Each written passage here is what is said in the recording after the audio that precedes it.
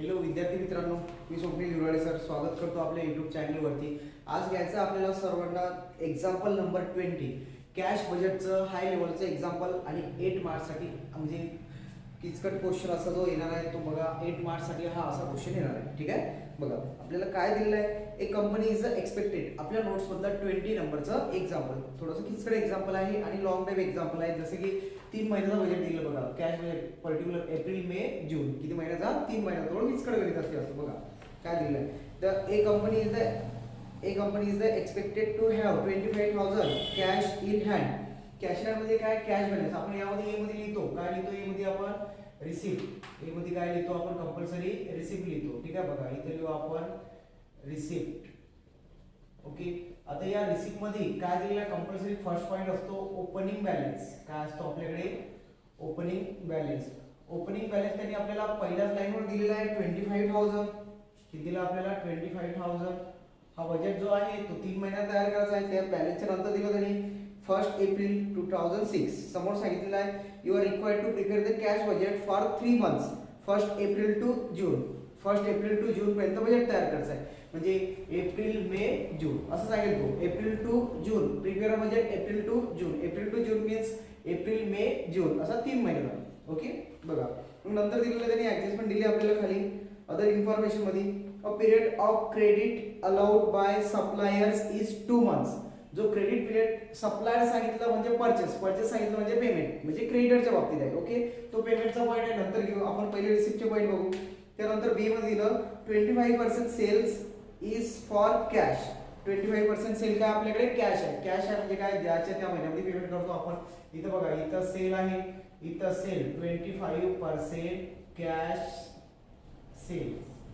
Okay, जे उरलेली आहे 75%, 100% सेल असतो 100% पैकी 25% जर कॅश असेल तर 75% काय क्रेडिट आहे। क्रेडिट मीन्स उधारीवरती, आणि उधारीवरती तो तुम्हाला 1 महिना 2 महिन्याचा काय मागेल, कालावधी मागेल, पिरियड दिली। ठीक आहे, बघा मग आता 25% कॅश सेल, कॅश सेल दिलेला आपल्याला एप्रिल महिन्याच्या कॅश सेल वरती 25% घ्यायचे एप्रिल महिन्याच्या सेल वरती। एप्रिल महिन्याचे सेल आहे तुमच्याकडे 92,000, त्याच्यावरती 25% येतील ते 23,000। ओके, इथे लिहू आपण 23,000। ठीक आहे, समोर पोहोचलो आपण मे महिन्यामध्ये।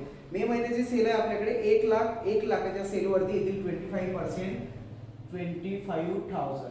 ठीक आहे, त्यानंतर समोर पोहोचलो आपण जून महिन्यामध्ये। जून महिन्याची सेल आहे तुमच्याकडे 1,20,000, 1,20,000 वर 25% येतील ते 30,000। ओके, हे आले 30,000, म्हणजे आपल्याला हे भेटले 25% रक्कम। ओके, प्रत्येक महिन्यामध्ये ज्याच्या त्या महिन्यामध्ये घेतले आपण, कारण कॅश व्यवहार हे जेव्हाच्या तेव्हा होतात। ठीक आहे, त्यानंतर आता राहिला उधारीचा कालावधी 25%। ओके, बघा समोर काय सांगितलं 75%। 25% सेल्स इन कॅश, कॅश लिहिले आपण, and the period of credit allowed on the period of credit, credit means उधारीचा। Okay, allowed to customer for credit sales is 1 month, आणि एका महिन्याचा काय दिलेला आपल्याला क्रेडिट अलाउड। ठीक, ओके, इथे लिहू आपण थर्ड नंबर 75% क्रेडिट सेल, किंवा रिअलायझेशन ऑन डेटर्स पण म्हणू शकतो आपण त्याला, काय म्हणू शकतो रिअलायझेशन ऑन डेटर्स। ठीक आहे, बघा मग आता आपल्याला इथं 75% काढायचे। 75% हा दिलेला आपल्याला क्रेडिट सेल दिला 1 मंथ, काय दिला आपल्याला 1 मंथ एका महिन्याच्या उधारीवरती।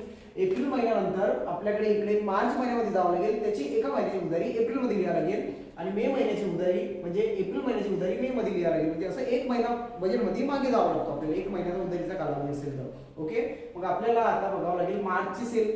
मार्चची सेल आहे आपल्याकडे, मार्च महिन्याची सेल आहे 80,000। ओके, त्या 80,000 वर किती टक्के घ्यावं लागतील आपल्याला 75%, ते येतील इथं 60,000। ओके, त्यानंतर बघू आपण आता कुठल्या महिन्यामध्ये आलो आपण, मे मध्ये आलो। आपल्याला 1 महिना उधारीचा कालावधी आहे, आपल्याला बघावं लागेल एप्रिल महिन्याची सेल। एप्रिल महिन्याची सेल आहे आपल्याकडे 92,000। ठीक आहे, मग आता त्या 92,000च्या सेल वरती तुम्हाला काढावं लागेल, किती काढावं लागेल तुम्हाला 75%। ठीक आहे, 92,000 वरती 75% म्हणजे 69,000। ठीक आहे, 69,000। ओके, त्यानंतर आता समोर दिलं आपल्याला त्यांनी परत कुठल्या महिन्यामध्ये पोहोचलो आपण आता जून महिन्यामध्ये पोहोचलो। 1 महिना उधारी कालावधी 75% सेल करावा लागेल, म्हणजे आपल्याला मे महिन्याच्या सेल वरती घ्यावं लागतील 75%। मे महिन्याची सेल आहे तुमच्याकडे 1 लाख, 1 लाखावरती 75% म्हणजे येणार इथं 75,000 75,000। ठीक आहे, या प्रकारे आपला आता जो सेलचा पॉईंट आहे तो संपला. नंतर थर्ड नंबरच्या ऍडजस्टमेंट मध्ये दिलं delay in a payment of wedges and expenditure 1 month, तो पेमेंटचा पॉईंट आहे. त्यानंतर इन्कम टॅक्स दिला, तो पण काय इन्कम टॅक्स हा पेमेंट आहे. सेल दिला, सेल संपलं, परचेस वेजेस आणि एक्सपेंडिचर, वरती पण जे एक्सपेंडिचर दिले ते संपले. ओके, म्हणजे इन्कम आपल्याकडे फक्त सेल पासून होतं. आता इथे लिहू आपण टोटल रिसिप्ट. काय लिहायचं आपल्याला टोटल रिसिप्ट. टोटल रिसिप्ट मध्ये आपल्याला फक्त पहिल्या महिन्याचे टोटल करतो आपण. ओके, पहिल्या महिन्याचे टोटल काय करतो आपण इथं क्लोज करतो. इथं 5 आणि 3 8 0 0 0. ठीक आहे, 6 आणि 4 10, म्हणजे इथं 1,08,000 आली आपल्याकडे टोटल. 1,08,000 आली पहिल्या मंथची टोटल. ठीक आहे, मग इथं आपण आता पेमेंटची टोटल करू. आता इथं पेमेंट बघू आपण. काय बघू आपल्याकडे जे पेमेंट दिलेलं असेल त्यांनी. ठीक आहे, बघा मग आता इथं लिहू आपण बी मध्ये पेमेंट. काय लिहायला लागेल आपल्याला इथं पेमेंट.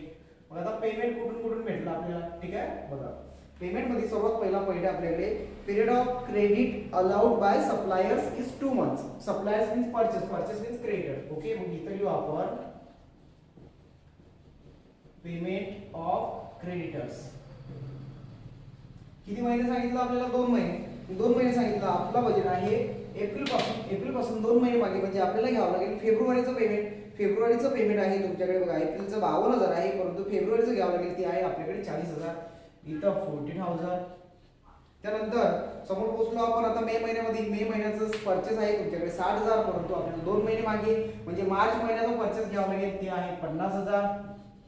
ठीक आहे, त्यानंतर आपण पोहोचलो जून मध्ये. जूनचं परचेस दिलेलं आहे त्यांनी तुम्हाला 55,000, परंतु आपल्याला 2 महिने मागे जावं लागेल कारण जो क्रेडिट अलाउड दिलेला आहे तुम्हाला. Period of credit allowed by suppliers is 2 month दिलेला आहे, म्हणजे इथं लिहायला लागेल आपल्याला 52,000, 2 महिने मागे जाऊ. ठीक आहे, लक्षात येत आहे का. बघा आपण काय केलं इथं 2 महिने बॅक गेलो. ठीक आहे, कारण 2 महिने उधारीचा कालावधी होता. समोर दिलं थर्ड नंबरची adjustment delay in a payment of wedges and expenses 1 month. जे वेजेस आणि एक्सपेन्सेस आहे त्याचं 1 महिन्याचं उधारीवरचं पेमेंट आहे. ठीक आहे, मग इथं second number payment of wedges. Payment of wedges. आता वेजेसचं पेमेंट करायचं आहे. ठीक आहे, मग आता वेजेसचं पेमेंट करता वेळेस त्यांनी दिलेलं आहे तुम्हाला वेजेस. वेजेस बघा वरती एप्रिल महिन्याचं वेजेस दिले आहे त्यांनी 9,000, परंतु आपल्याला तिथे लिहायला लागेल 1 महिना बॅक म्हणजे किती 8,000. ठीक आहे, 8,000. त्यानंतर पेमेंट दिलेलं आहे आपल्याला मे महिन्याचं दिलेलं आहे तुम्हाला 10,000. आपल्याला 1 महिना बॅक घ्यावा लागेल म्हणजे आपल्याला लिहायला लागेल एप्रिल महिन्याचं 9,000. ओके, जून महिन्यामध्ये पोहोचलो. जून महिन्यामध्ये पेमेंट दिलं 12,000. 12,000 न घेता 1 महिना बॅक म्हणजे इथं मे महिन्याचं द्यावं लागेल आपल्याला 10,000. ठीक आहे, 1 महिना उधारीवरती 1 महिनाचा काय दिलाय कालावधी दिलाय. त्यानंतर थर्ड नंबर दिला आपल्याला पेमेंट ऑफ एक्सपेन्सेस. कशाचं पेमेंट करायचं आपल्याला एक्सपेन्सेसचं. ठीक आहे, मग इथे लिहू आपण पेमेंट ऑफ एक्सपेन्सेस. आता एक्सपेन्सेस पण 1 मंथ सांगितला, 1 महिन्यावरती सांगितलेला आहे. ठीक आहे, मग आता एक्सपेन्सेस 1 महिन्यावरती सांगितला. एक्सपेन्सेस मध्ये आपल्याला एप्रिल महिन्याचा एक्सपेन्स आहे 7,000 आणि मार्च महिन्याचा पण 7,000 आहे, परंतु आपण एप्रिल महिन्यामध्ये कुठल्या महिन्याचा एक्सपेन्सेस देऊ मार्च महिन्याचा 7,000, कारण 1 मंथचा पिरियड दिलेला आहे. ठीक आहे, त्यानंतर मे महिन्यामध्ये आपल्याकडे 8,000, परंतु आपण मे महिन्याचा न लिहिता एप्रिल महिन्याचा किती लिहायला लागेल आपल्याला 7,000. ठीक आहे, त्यानंतर समोर दिला आपल्याला त्यांनी जून महिन्याचा दिलेला आहे आपल्याला 9,000, परंतु तो न लिहिता आपल्याला लिहायला लागेल 8,000. ठीक आहे, या प्रकारे टोटल एक्सपेंडिचर आपला संपला. मग आता एक्सपेंडिचर संपल्यानंतर लास्टची ऍडजस्टमेंट दिली income tax ₹25,000 is to be paid in June 2006. ठीक आहे, असं दिलेलं आपल्याला. मग इथं इन्कम टॅक्स पेड लिहू आपण 4th number income tax paid. कुठल्या महिन्यामध्ये जून. इथं डॅश जून मध्ये पेड करायला सांगितला. किती सांगितला 25,000. इथं लिहू आपण 25,000. ठीक आहे, या प्रकारे टोटल एक्सपेंडिचर आणि ऍडजस्टमेंट आपल्या संपलेला आहे. ठीक आहे, मग आता काय करावं लागेल आपल्याला इथं टोटल करावं लागेल. टोटल करू आपण. जशी आपण रिसिप्टची टोटल केली तशी कशाची टोटल करावं लागेल आपल्याला आता पेमेंटची टोटल करावं लागेल. ओके, बघा मग इथं लिहू आपण टोटल पेमेंट. ठीक आहे, टोटल पेमेंट मध्ये टोटल करावं लागेल आपल्याला आणि क्लोज करू. इथं बघा टोटल मध्ये तर 0 0 0 8 7 15 5 हातचाला 1 म्हणजे इथं टोटल आली 55,000 55,000. आता काढावं लागेल आपल्याला क्लोजिंग बॅलन्स. काय काढावं लागेल क्लोजिंग बॅलन्स. क्लोजिंग बॅलन्स कसं काढतो मुलांना आपण A - B.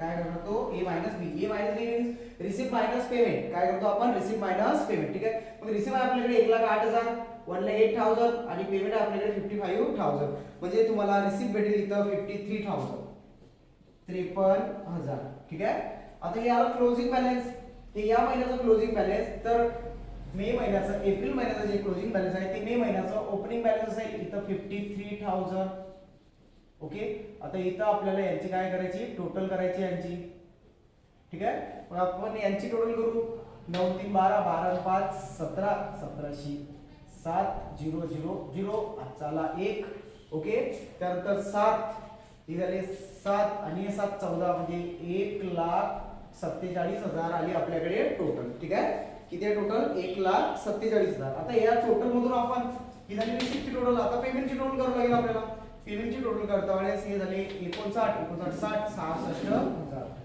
66,000 ओके आता त्या 66,000 या 1,47,000 मधून आपण काय करू इथं क्लोजिंग बॅलन्स काढायचा हे मायनस बी 1,47,000 मधून 66,000 काय करू आपण वजा करू इथं भेटेल आपल्याला 81,000 हे भेटलं 81,000 क्लोजिंग बॅलन्स ठीक आहे आता हे मे महिन्याचा क्लोजिंग बॅलन्स समोर जून महिन्यामध्ये नेता होईल काय होणार ते ओपनिंग बॅलन्स होणार इथं परत ओपनिंग बॅलन्स भेटला आपल्याला 81,000 ठीक आहे किती भेटलं ते 81,000 ठीक आहे बघा मग आता सेम इथं रिसिप्ट काढायची आपल्याला रिसिप्ट कशी काढतात यांची काय करू आपण टोटल करू त्यांची टोटल येणार आपल्याकडे 1,86,000 1,86,000 ठीक आहे त्यानंतर जशी रिसिप्टची टोटल गेली तशी आता आपण पेमेंटची टोटल करू कशी टोटल करायला लागेल आपल्याला ते 52,000 प्लस 10,000 म्हणजे 62 आणि ते 8 झाले 70 आणि ते 20 घेतले त्याच्यामध्ये 90 म्हणजे किती येणार टोटल आपल्याकडे 95,000 ठीक आहे मग आपल्याला काय करायचं आहे 1,86,000 रिसिप्ट मधून क्लोजिंग बॅलन्स काढायचा आपल्याला ए मायनस बी 1,86,000 वजा 95,000 क्लोजिंग बॅलन्स भेटेल आपल्याला इथं 91,000 ठीक आहे काय भेटेल आपल्याला इथं क्लोजिंग बॅलन्स या प्रकारे जो कॅश बजेट होता एप्रिल महिन्याचा मे महिन्याचा आणि जून महिन्याचा जो कॅश बजेट आहे हा इथं आपण क्लोज झालेला आहे क्लोजिंग बॅलन्स काढलं म्हणजे इथं आपला कॅश बजेट काय झालेला आहे संपलेला आहे ठीक आहे असं सेम तुम्हाला 8 मार्च साठी किंवा 12 मार्च साठी लॉंग टाइपचा क्वेश्चन बीकॉम ला किंवा एमकॉम ला किंवा एमबीए ला विचारला जातो